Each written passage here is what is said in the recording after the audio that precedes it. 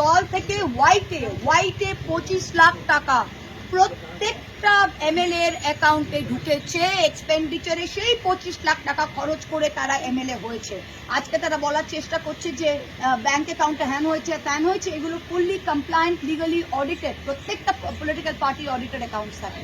3 নম্বর, রাজনৈতিক দিক থেকে তারা এই বললাম না, এই কোটি কোটি টাকা আর ভয় কিসের? ভয় কিসের? আমাকেও ইডি সিবিআই গেছিল, আমার ভয় নেই। ভয় কিসের? ভয় হচ্ছে নিজের সম্পত্তি বাঁচাবো, ভয় হচ্ছে আমার আলামিন মিশনে স্টেক আছে সেটা বাঁচাবো, ভয় হচ্ছে আমার ক্যারিয়ার শেষ, কোন কালে আমি অভিনেত্রী ছিলাম সেটা শেষ, কোথায় 2-3টে শো আছে সেগুলো ক্যান্সেল হবে। ভয় কিসে? বড়োদায় আমি ইললিগালি জমি দখল করেছি, হাইকোর্ট আমায় ডান্ডা মারছে, সেগুলো ভয়। ভয় কিসে? নিজের পাপের ভয়। আজকে নিজের পাপের ভয় আর টাকা খাওয়ার জন্য গেছে। আমি লিখে দিতে পারছি যে এদের যদি এইটুকু রাজনৈতিক বা নৈতিক সেন্স থাকে, তৃণমূল কংগ্রেস পছন্দ নয়, নো প্রবলেম।